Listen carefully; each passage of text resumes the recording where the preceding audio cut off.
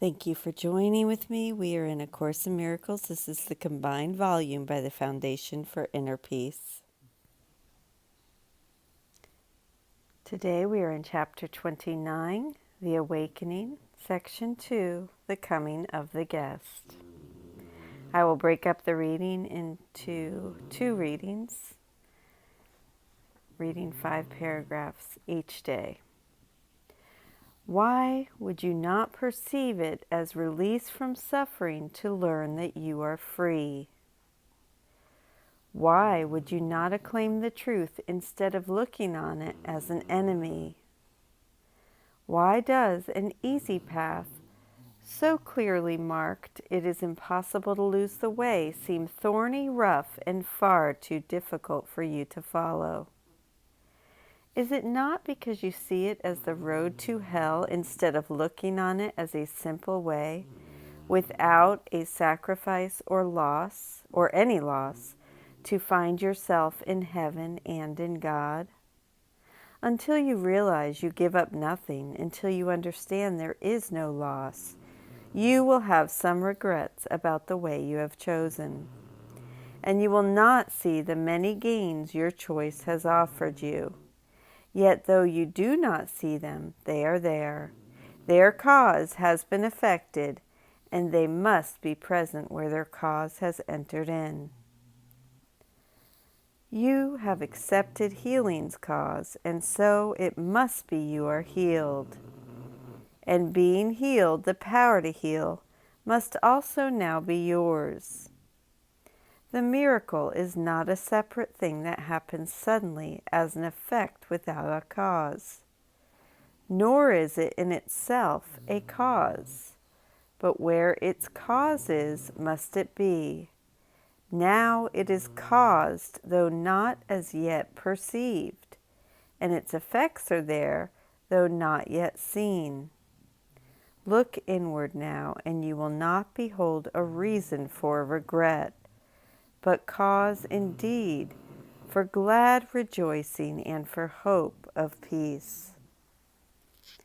It has been hopeless to attempt to find the hope of peace upon a battleground.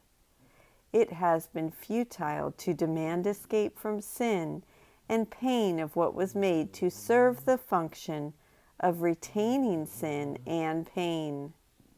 For pain and sin are one illusion, as are hate and fear, attack and guilt but one. Where they are causeless, their effects are gone, and love must come wherever they are not. Why are you not rejoicing?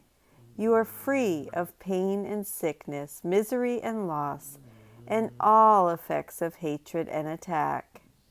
No more is pain your friend and guilt your God, and you should welcome the effects of love. Your guest has come. You asked him, and he came. You did not hear him enter, for you did not wholly welcome him, and yet his gifts came with him. He has laid them at your feet, and asks you now that you will look on them and take them for your own.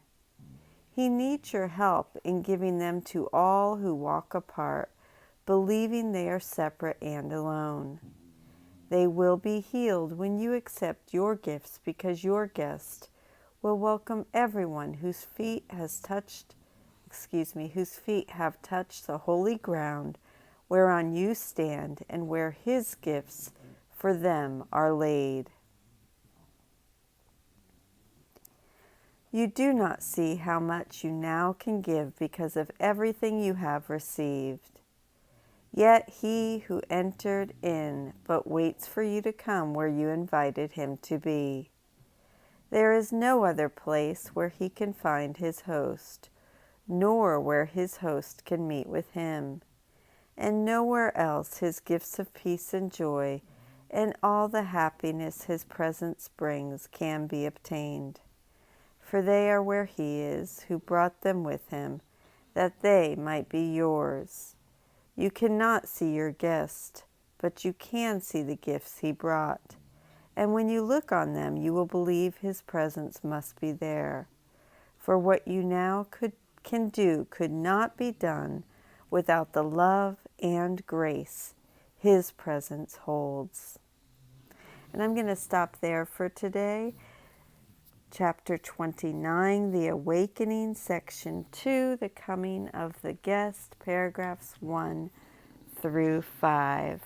I thank you for joining with me today, and I will see you tomorrow. Have a beautiful day.